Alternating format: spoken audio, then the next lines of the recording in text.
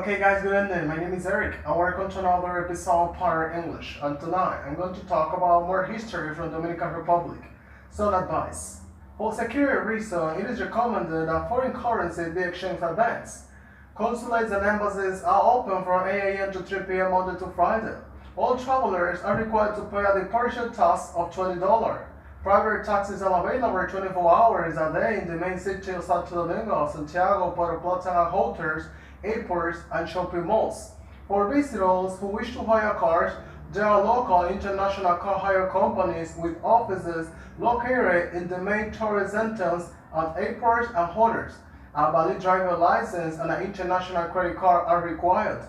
Dominican hotels and resorts offers wedding packages for foreigners who wish to get married here. The legal requirements are as follows. The following document must be translated into Spanish and authenticated by the Dominican consulate in the country of each partner and by the embassy of each partner in the Dominican Republic. A letter from another republic confirming that neither partner is married and is free to marry.